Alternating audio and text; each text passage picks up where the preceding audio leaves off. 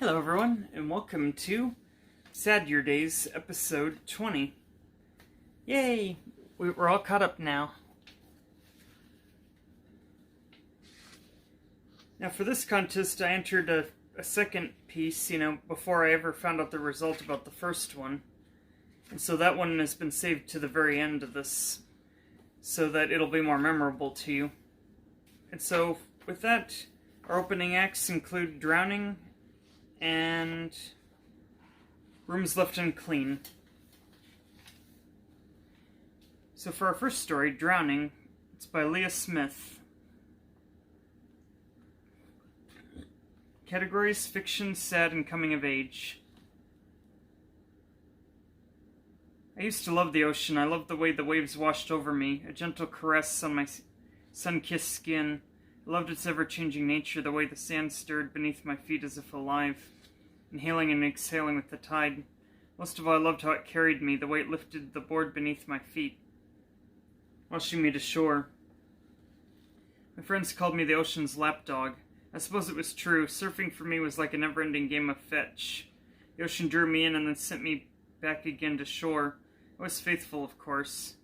At dawn I returned to its side, and at dusk, as I collapsed exhaustedly onto my bed, I dreamt of the beautiful sunny beach until the next day when I would return again to the water's embrace. The ocean was a part of me. I knew it as well as I knew my own two hands. I could navigate the waves the same way I could navigate the tiny busy streets of town. I knew its moods, its good days and the bad. And I knew how to find its vastness, tiny pockets of calm, and how to harness the patches of unrelenting harshness, or so I thought. I always thought the ocean was my friend, and for a while I wondered why it had betrayed me. Why had it chosen to take him away? How could something so beautiful be so cruel? I would ask into my pillow. At night I dreamed of the ocean, and by day I returned to its side, but now, instead of its beauty, I dreamt of the unrelenting cruelness beneath the clam. The wolf in sheep's clothing. The dreams woke me violently in the night, leaving puddles of cold sweat and vomit. The ocean had always followed me, only now it was haunting, an uninvited guest plaguing every crevice of my mind. The alcohol helped, but there was only so much you can drown out. I supposed it was ironic, poetic even, in its own cruel, twisted way. The way I let myself drown in the liquids. He had drowned, and now so was I. I returned to the ocean every day, but now instead of submerging myself in its violent hands, I sat on the bench at the edge of the walkway. Edward Cameron Gain, 1984 to 1991, read The Bench. I sat there and watched the ocean. I watched as they came in the morning, boys and girls, young and old, carrying worn, salt-stained boards between their bodies. Heard their laughter as they ran into the water and let the current carry them away. Sometimes outsiders came. They looked at me, sitting quietly on the bench. They would smile. "It's beautiful, isn't it? Should be a good day for a surf." I would smile, not of course, but inside I was screaming, because beneath the glistening water was a monster cloaked in all its loveliness, a siren that did not sing. Beneath the blue-green surface lay a deadly darkness that I had once thought a friend, a predator in waiting for the next innocent little boy to fall into its clutches. I wanted to shout at them not to go. I tried once or twice to warn them, but an old man's warning was worth nothing more than a penny to the younglings. They looked at me as if I were crazy, excusing themselves to a waiting friend or mother, or some appointment of importance or another. I wondered if they knew the crazy old man would watch over them as they strolled across the beach into the water, that the crazy old man would keep watching them swim further and further out until they were but a speck in the distance. I wondered if they knew about the cold, burning hate hand that clutched my heart as I watched them fall into that old enemy's hands, only letting out a breath when they were safely back to shore. I suppose not. I supposed it was better that way. I watched over them all. Every day from the first light of dawn to the ocean swallowed the sun in the evenings, and now as I set out into the ocean for the first time in 50 years, I swam as if my life depended on it. I swam with a force I'd done only once before in my life, a long time ago. Only this time I would not lose. I would not let the monster take another innocent life. I would not let him go. The waves pushed me back mockingly. It was still a game to the ocean, another evil disguised in a game of fetch. "Come to play again?" the ocean seemed to croon. "I thought you'd learned your lesson." I keep going, my strokes were strong as I remembered. The aching in my wizened bones seemed to ebb in the water. I would reach him this time. Never again, never again, never again. Sometimes in the night the wind rose and the whole town seemed to shiver. The soft pounding of the waves turned into thunderous cracks, hammering into my head like 1,000 marching war drums. On those nights I raised the bottles to my lips and drank and drank and drank, until the pounding of the waves turned into distant thunder, until I completely utterly forgot the ocean's horror. On those nights I remember those memories I had fought to forget. I remembered the way the water had used to brush over my cheeks smoothly, nourishing my body with pure calmness and exhilaration. I slept soundly on those nights and dreamt those wonderful happy dreams my tiny boyish mind used to dream. The guilt hit me the next morning, guilt so heavy it was almost blinding. How could I still love the thing that had taken my son's life away? How could I, when I was still living and breathing while he was? The guilt consumed me. If I'd only listened, if I'd only not been stupid enough to see what was happening. I'd been so excited to introduce him to the magnificence of the waves that I turned a blind eye to the graying clouds that blew in through the night. The winds that rose with the sun the next morning. I turned a blind eye to the gaps in the waves, the eerie quiet of the dazzling sweet ocean. I was young and I was stupid, a new father that could only think of the memories ahead, ignorant of the reality that was present. By the time I noticed the ocean's rising roughness, he was already floating away.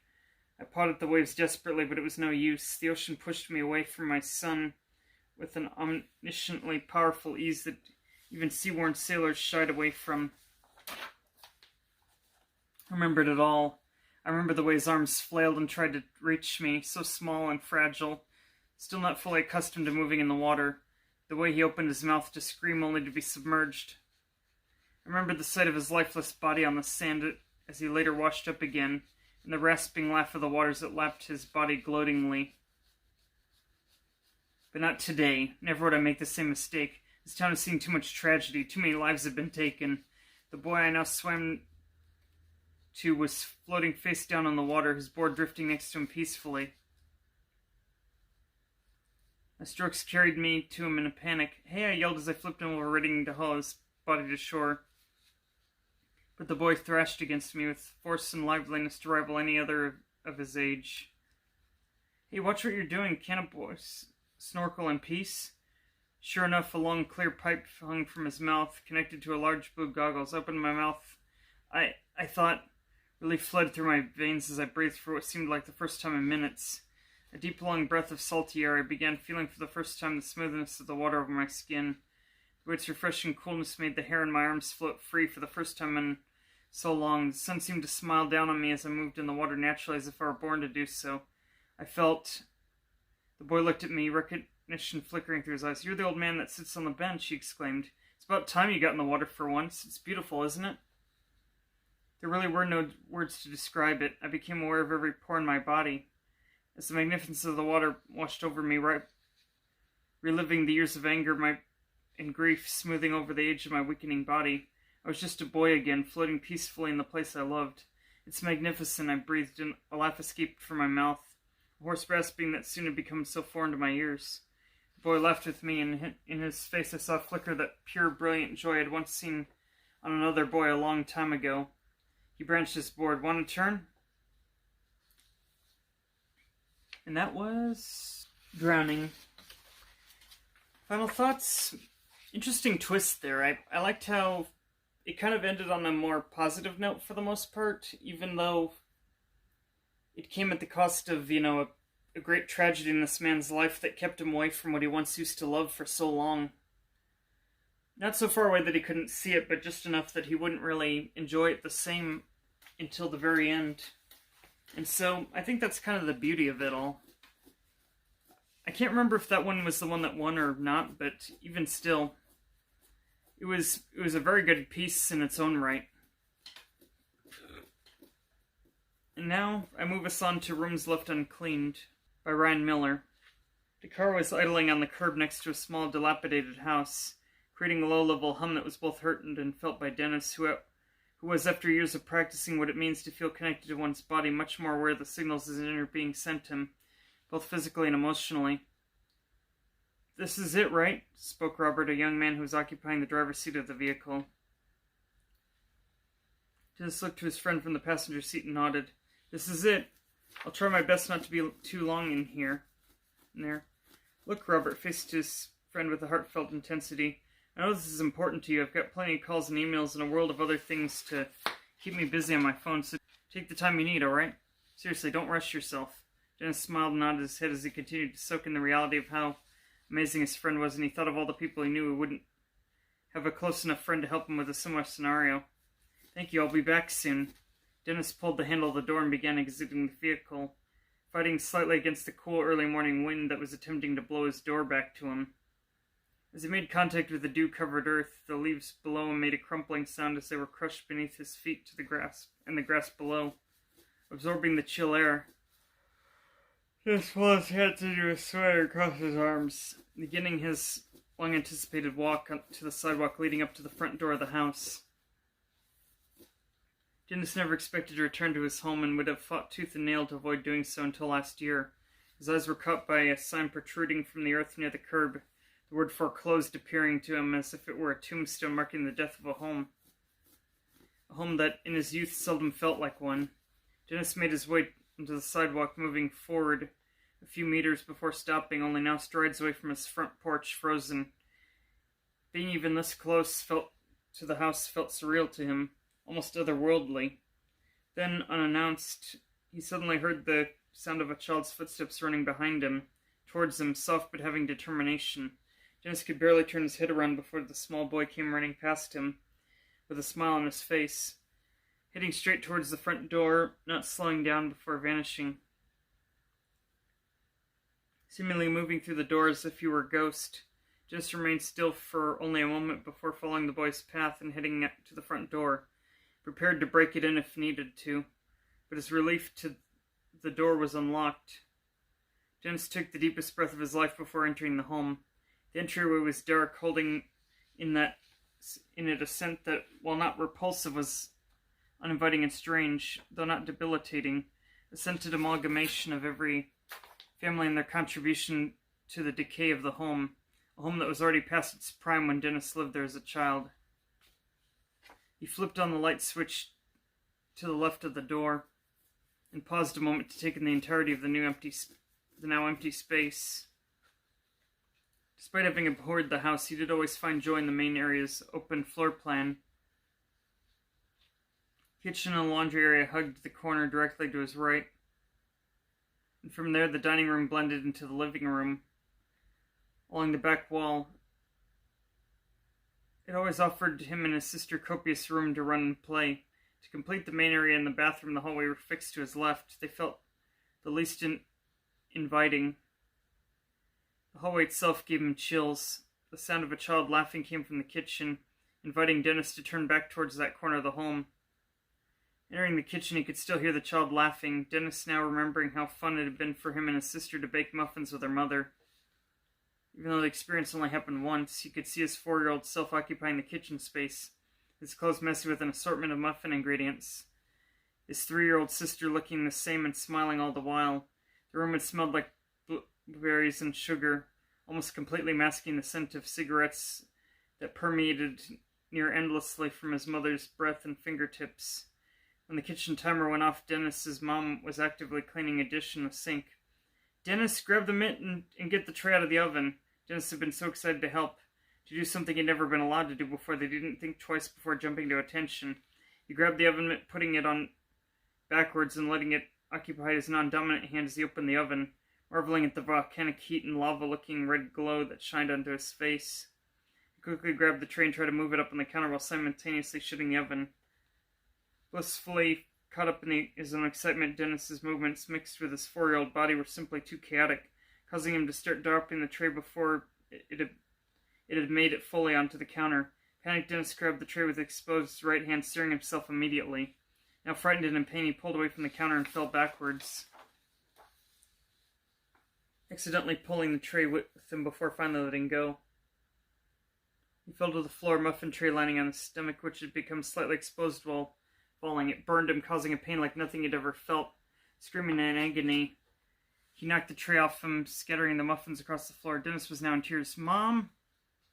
The event happened so fast his mother was only now seeing the aftermath. "Dennis, what did you do?" She was shouting at him with pent-up anger. having been ready to explode any moment. Dennis was now being the unfortunate target. "Oh, you idiot, you ruined the muffins. What were you thinking?" "That's all I bought." Fumes oozed out of her contorted face as anger escaped her body. "You can tell your dad why we don't get treats today. Dennis, clean this up." She stormed out of the kitchen, leaving the children alone. Still in tears, Dennis got up and ran to the small bathroom in the front door where his tiny stature could reach its sink and produce its cold water. He was actively trying not to let his hand or stomach make contact with anything. His sister stayed in the kitchen, seemingly frozen and shut down after the event. Dennis sat in the bathroom for 2 hours with tears on his face before exiting and cleaning up the kitchen floor. No one ever came to check on him. "I hate this bathroom," Dennis told himself as he flipped on the bathroom light and returned to the desolate space that was his old home. He walked over to where the dining table used to be, remembering that his family had rarely spent time actually having dinner there.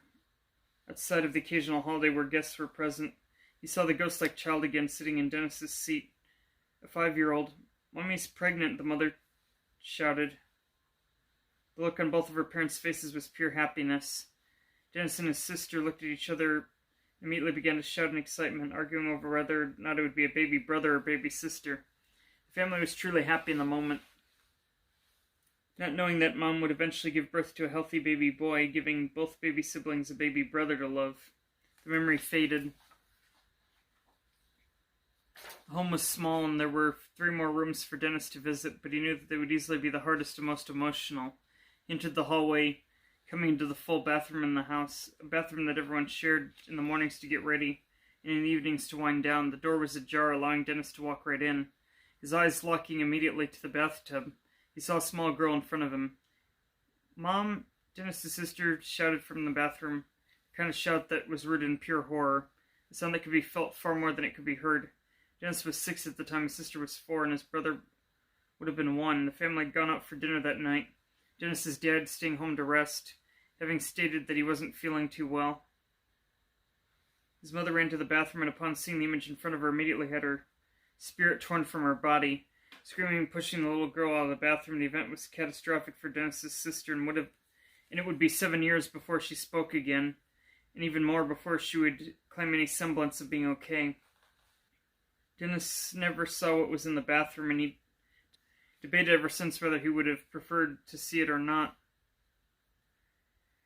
He was told that his dad had sat down in the bathtub and shot himself in the head. It was probably best for his young mind not to see that image, but the lack of it left him feeling weirdly incomplete. That incompleteness felt gross to him, like rejecting something he loved and hated at the same time. The bullet hole was now gone from the wall. It was like nothing had ever happened in the bathroom. He walked out of the space and re-entered the empty hallway, feeling less emotion than he thought he should. The next room was his room, the one which he shared with his sister and would have eventually shared with his brother as well. It was empty and quiet, giving no indication that 2 rambunctious children used the space to escape to their imaginations. The children from the lawn and the kitchen came running down the hall, capturing Dennis's attention. He watched the child run to the bedroom, now fully lit with Christmas lights and blanketed with numerous sheets, creating the greatest fort he'd ever made. He entered through the fort's main gate. A chair that had to be crawled through, waiting for him on the inside, was his sister. "I've got them over here," she said, inviting Dennis to crawl into the bed next to the 2 of them. Once they were under the bed, Dennis' sister turned on the flashlight and emptied the contents of a pillowcase in front of their faces. The floor was magically adorned with a wide range of snacks that the 2 of them had been secretly collecting for weeks. That was the night their brother was born, and the babysitter in the living room was doing who knows what, letting the young children enjoy their fourth of treats and a full night of television. Dennis watched as the room faded back to its current dismal state.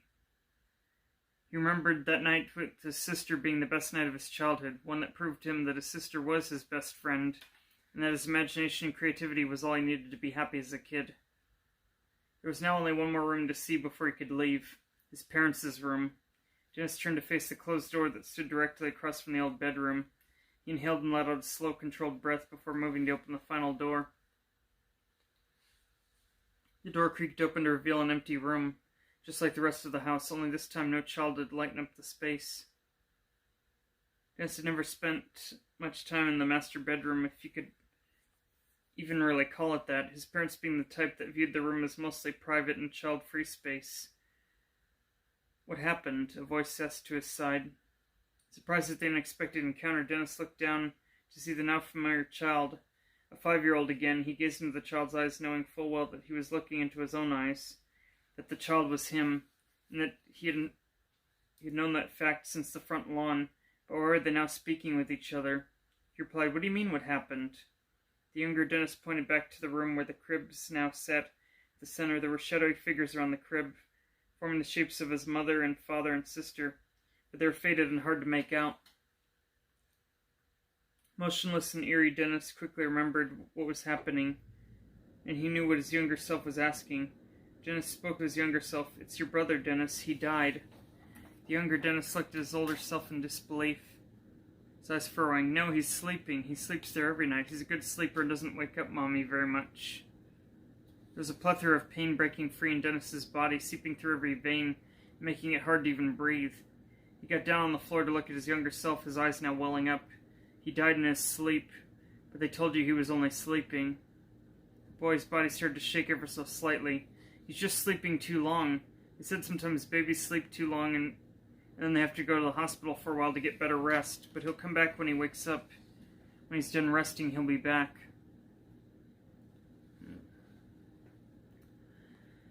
Okay. Dennis felt all of the pain of his childhood return like a wave, and with the pain of losing his infant brother, and with the wave, there was no pain in him left. Untouched by this encounter, they should have told you the truth, Dennis. You could have heard it. You needed to hear it. No, the younger Dennis was now crying uncontrollably, struggling to push words through his quivering lips. "That's my brother. He has to be sleeping. I love him, and we're supposed to play when he starts walking." Dennis hugged his younger self, pulling him in tightly. His younger self fell into his arms, both of them sobbing. "I'm sorry they lied. I'm sorry you had to wait months to learn. I'm sorry that Mommy's friend was the one to tell you. Your brother is gone and it hurts so bad, I know." He closed his eyes and held his younger self, having no intention of ever letting go. After what felt like an eternity, Dennis opened his eyes to see no one in his arms. The room was empty and he was sitting on the floor by himself. He knew it was finished. He'd gone through all the rooms. He could return home now. Dennis stood up and something inside him felt different. Like he now weighed less, or at least his insides didn't put as much pressure on him. They didn't feel like they were trying to get out anymore. He exhaled again, letting out more air than normal. He began walking down the hallway. Exiting the hallway, Dennis started to make his way out of the house. The pain and the beauty of his former home making it somewhat difficult to breathe. He now wished there was far less pain and much more beauty. As he got to the front door, he stopped, feeling a pull from behind him and hearing laughter again. He turned to look at the living room. The room was full of lights and decorations. The Christmas tree glowing like a night light and filling the room with peace and joy. There were toys and wrapping paper littered across the floor and a holiday movie playing on the television. He saw 5 of them, the only Christmas they ever shared together. Everyone was laughing and nothing was wrong with the world. Dennis smiled, a single tear falling from his face. He let out a final breath before leaving the house, never to return. And that was that story. Wow. That was, the use of imagery was very well executed, and, all in all, I didn't feel particularly bored reading that one at all. I just, I was reading through it thinking, oh man, so this person really did have an interesting history, that each room would be symbolic of something that they had encountered, which kind of plays similarly to how, towards the end of my story in the last episode, I saw visions of myself as I roamed, as I roamed Kavina, presumably. And, yeah, I admit, I didn't actually see anything like that in the times that I've gone back and forth there, but, I kind of wanted to draw a picture of what sorts of things I remembered happening there, even if I wasn't literally in a trance by it. So much as maybe I might get lost in thought at times, and it might not even be at the specific places that things happened at necessarily. But all in all, good story, and, well, it's good to see that at least these contests are bringing out some interesting stories, and would they have been better without the contest? I'm not sure, but sometimes all we need is a little prompt to write to, and if that contest is what brings it, then so be it. One thing I'm glad about, though, is I never actually have to meet the people behind any of these stories or whatnot, because for me, I think it's losing face-to-face that hurts the most, because then I gotta, A, make it look like it's not affecting me at all, and B, try to think about how to gracefully go about things from there. Whereas if I'm under a relative anonymity to where I don't have to actually interact with anyone, it's a little bit easier, like, okay, well, I didn't see the circumstances going on in the judging room, so I don't know what they're thinking, what they're doing. So it's probably alright. At the very least, it doesn't look like anyone's paying each other off for anything.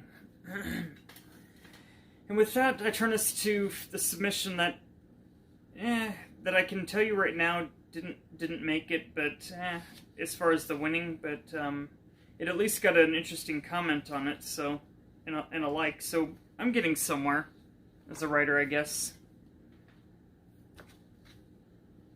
It's called Hopeful to Cynical. I'm just a regular person working a pair of jobs that don't quite allow one to live without others paying their share of expenses, though I live as if separate from them. I'm not antisocial, quite contrary. Getting me to shut up has always been the challenge, once I get yammering. It wasn't always like this, though. Hard as it is to see now, I once had a thing called hope. For purposes of ascribing a name to me, most call me Adam. I'm 31 years old, and boy, was it ever an interesting 3 decades or so. The first memory I can recall, whether it was real or not, is anyone's guess. The crib bars came down and a child's bed took its place. Well, I didn't exactly get along with my sisters at the time. Not all of life was gloomy. My mom would take me around the school my sisters attended at the time, and I'd get chocolate milk from the cafeteria when classes were in session. When people asked my age, my mom said 3.5.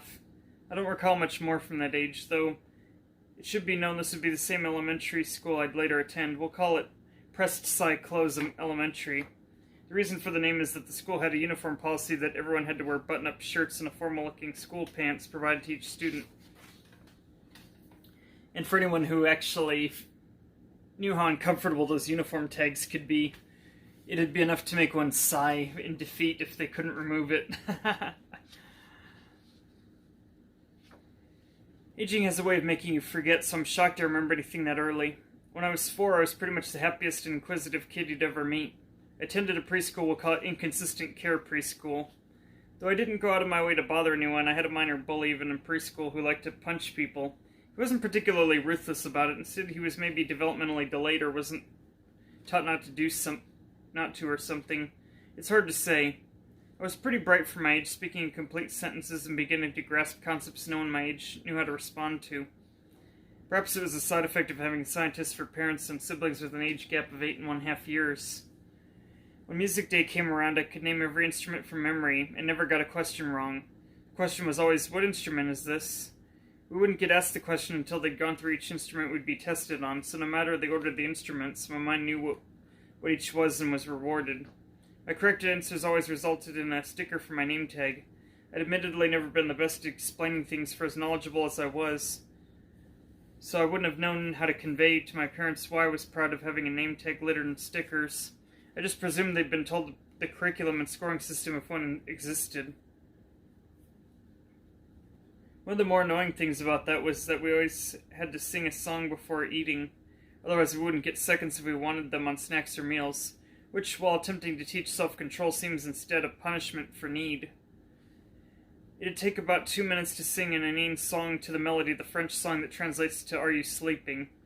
I didn't know how to spell Frere Jacques for this story, if you're wondering.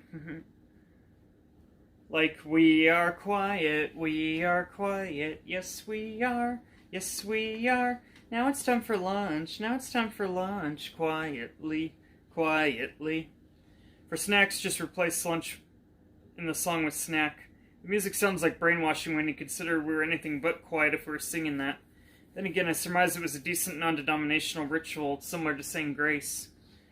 I mainly kept to myself when playing or preferred to stare out into the clouds when outside. While inside, I'd play with toys and try to incorporate others, but they'd invariably argue which was theirs or mine. And I'd argue none of these were theirs. They belonged to the preschool. There was ultimately no getting through to them, so I didn't bother much and instead chose to focus on things I thought I needed to learn. As I got into kindergarten and used preschool as an after-school thing to supplement my learning, I practiced my penmanship by printing my name repetitively. I got okay at it over time, though sometimes I'd lose focus and accidentally write my first name where I intended my last name to go, as well as where it was supposed to. Sadly, I didn't feel as confident when under time limits in first grade to do anything, let alone learn one cursive letter per day and try to replicate it legibly. The teacher was a lady we'll call Miss Not Too Old. She was a very punitive teacher, unlike the one I'd had in kindergarten. She seemed to yell and scream at me for anything I did wrong, though less exclusive to me. Just I seemed to push her buttons more than anyone else. Naturally, because I had such a teacher, I grew to hate school early on and was not any more amused when I had a teacher who seemed to really like her subject so much. She wanted us to cheer about it. I don't remember her name as she hadn't mainly gained my scorn. That's the funny thing about my memory for people. I remember people by name better when I hated them for any length of time or whatever the opposite was for one who couldn't love. My second grade teacher, she fell into neither camp, though I remembered the subject of even numbers. She had us cheer 2, 4, 6, 8. Who do we appreciate? Even numbers. Unfortunately for me, I'd just finished adapted physical education, so I couldn't get away with mouthing the words but not saying it, as I'd learned to do during a Christmas concert. I didn't want to be in that concert because I'm Jewish, and I felt it was against my religion to sing such. Now one might consider me intolerant, but we sang Christian songs like Silent Night if we participated back then. I'd associated song and story with belief, and the concert was no exception. According to what I researched, Prestside Close Elementary, the school prides itself in its theater program and focuses on the arts throughout its curriculum. I'm not a parent, nor do I expect to be anytime soon, but I was curious to see what I could find out about how things are now. Anyways, that aside, I half-heartedly went along with it and returned to the usual coursework. Summer vacations were decent. I got to visit many different states. One of my favorite memories was when I went to St. Williamsburg, Virginia, and participated in a Native American circle dance. We visited some exhibits, such as an old phone booth, and the show was about to begin. The host went on to talk about something about the show, what it meant or something, but it bored me, so I went back inside to play with the old-fashioned phone, until I saw many Native Americans dancing in a circle for the crowd, and came out to watch. When the dance was done, one of them, wearing a feathered hat, asked my mom something. She turned to me as I was next to her and said, "They wanted to know if you want to dance with them." I said, "Yes, I would," and went over to them. They got me in line, and I was told to just follow the guy in front of me after being appropriately positioned, and so I did. I was nervous seeing the others watch me with them, and still following directions as best I could. I found it fun, and it remains to this day one of my fondest memories, especially since my mom rarely let me do anything I was curious about, saying I was too little or something. For as lovely as things were for vacations, including one to Colorado where people struck up conversations with you on the street without feeling awkward, it at best made the rest of the drama of regular life bearable. Perhaps one of the more significant turning points was in 4th grade. I was told rather bluntly by the teacher, we'll call her Miss Pond Time, "You write like a first grader," to which I replied, "I know, I was hoping by staying in school I could learn how not to." I don't remember much more after that, but I got the impression I'd been a smart aleck and they had nothing to refute it. Truth be told, after having piles of homework because of illegible penmanship in 1st grade, I would have loved to drop out if that was an option, but I didn't know how to tell my parents or what could be done. Meanwhile, my meanest sister at the time could have gone to university long before I was ever in school, and I couldn't for the life of me figure out what her insecurity could be that she'd hurt me when I didn't do everything she'd asked when babysitting. One might ask why I went along with it. Well, when I was 4, she and my other sister, who was the follower of the twins, beat me up for reasons I cannot remember, and taunted me saying, "Mom's not here," when I'd scream out for her since they were babysitting me on one of the days that I didn't want to go to preschool. When they get you that young, though it hurts, you begin to normalize it as just regular sibling rivalry. Life sucks that way sometimes. Don't get me wrong, it wasn't as though people didn't come by to check up on us. Less about anything my sisters were doing and more about my mom being the crazy cat lady of Covina. Though we had family therapy, they never asked if my siblings ever fought with me or beat me up. If they had asked, I would have said yes because I assumed it was expected at the time. Eventually what led to the mental school was being framed for something I didn't do. There was this unwritten rule, don't tell strangers what they cannot understand. Somehow they misinterpreted a hilarious recollection of when I was younger drinking out of a dog's water dish as drinking out of the toilet. I'd gotten such a reputation as a troublemaker that good behavior was rewarded by the principal. He would always believe anyone else's word over mine. He lectured me on how unsafe it is to drink out of the toilet. Unable to get a word in to explain, I demanded to know who accused me of such lies so they'd never lie again. That's when I was transferred to another school. Go to hell and wait before the mental one Cortez people attack you. Things weren't too bad overall, except for the time I was trapped in a tunnel I was playing in for the duration of recess. I never played on the playground on anything I could get trapped in from that day forth. I don't remember what their beef was with me. I was just keeping to myself. However, some people like to instigate me more actively in class, so it's possible something to do with that resulted in my transfer to the mental school. Regardless of when I was at Cortez, people attacked you. Just getting to school meant people in elementary school, middle school, and high school enjoyed pounding me on the head and in the gut to wind me. It was like a game to them, but I didn't understand the end goal. I was still so innocent and didn't know what gay was, so when they told me it meant happy, I said yes, which only exacerbated the routine poundings and topped it off with homophobic words and phrases that I'd rather not repeat. I have all the respect in the world for people who actually go through hell just for being themselves. Well, I hope whatever caused them to be as ill-behaved as they were treated in our living better. I'd not mourn them if I found out they'd met with a terrible fate. In class was pretty much the status quo. I'm taking too long an assignment? Hurry up. I'm sorry, I'm actually taking the time to learn something. I thought that was what school was for. I picked my nose. Go wash your hands right now. Ours was the better behaved class on campus with the authoritarian staff. You'd fear their wrath if loud noises bothered you. It was the sort of sanctuary amidst the more delinquent courses for sure. Still, considering we either had to be bussed in or arranged for our parents to drop us off, most of the crap happened on the way there or at home, as far as violence. Still, I consider it an achievement after 4 years. Finally, I got out just as my parents were divorcing.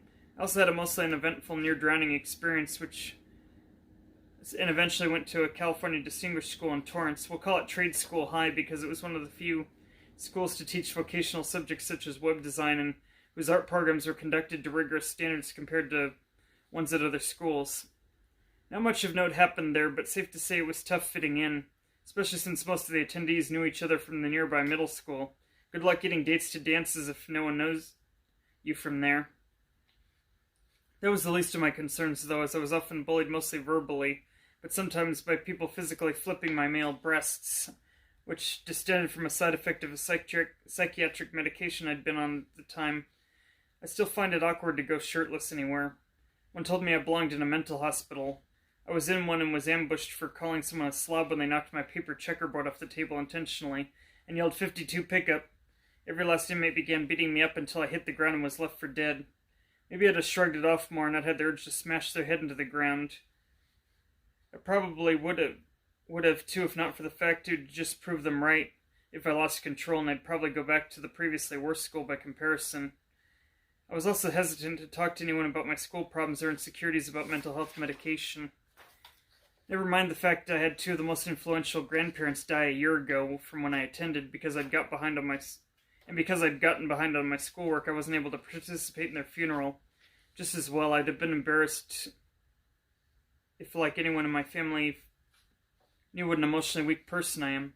I went through school getting pretty good grades, though major dramas at the time involved the fact I'd taken a class in ceramics and barely got C's on most items, and couldn't build a clay model of any of the ancient cathedrals. I got a D in a class, my only one, for being unable to write a travel brochure for 3 countries in a language other than English. I lost a web design logo contest for Green Torrance campaign. I believe the prize was like $500 at the time, which would have bought you a lot back then, and, of course, the nomination for a handful of categories in the theater arts, but no award at all. And the only male in attendance not to get it. I tried to just walk out without a problem, but was stopped by an excited winner of it, who I promptly told off. And though I took my cake slice from the after party, I left promptly after. Looking back, I could see why I wouldn't have been very popular with the kind of person I was under pressure, but it still felt like a cruel joke all the same. The solace for it all was I graduated and won a free Apple gift card for $100 United States at the grad night event held in an arcade, and there was cotton candy, dancing, games, and food for an all-night event. Such things may be maybe that of the past, so long as the Century 20 virus remains at large. I wish I could tell you that after enduring 4 years at a mentally disturbed school, and despite a comparatively better but not ideal high school life, I went to college, got my degrees, and lived out the American dream. I would only be telling half of the truth if I did. I did in fact go to college and university, got my associate's degree in computer information systems and bachelor's degree in business administration. Still, I work the fast food and on the side as a quality assurance analyst or software tester, as some know them. Thankfully, my journey isn't over yet, but considering the current year, I'm not particularly hopeful that I'll have the happily ever after, since this is no fairy tale world. While I'm comfortably not alone in my issue of underemployment, at the same time I question what my past self would tell me if they knew I'd not be a doctor when I grew up, even something that makes a livable wage to make a family. I guess the kids aren't all right after all. Even if you don't drop out and get some degrees, it isn't enough to get one wants out of life. And that was hopeful to cynical or something to that effect. Final thoughts? Yeah, pretty much sums up the state of affairs today. Kind of goes to a little backstory, though. Honestly, at least that last part kind of reads like a personal resume a little bit. Which, funny enough, I am trying to apply for better work as we speak. But, it'll take time. I might have to earn a few certificates in the process for certain positions. But, yeah, we'll see where it goes. In any event, my life isn't over yet, so there's still a chance to move forward. But which direction do I go? With that, I thank you for tuning in to Sadurdays episode 20, and with your host, The Forsaken Scribe. Hopefully these stories moved you in some way. Maybe it was inspiration, maybe it was sadness, maybe it was just, hey, this is pretty interesting. Regardless, feel free to do the YouTube stuff, the liking, the commenting, the subscribing, if you haven't already, and follow any playlists that look interesting to you. You can also visit my shop to support the show, if you'd like. And apart from that, I wish you the best, and I say farewell. Bye-bye.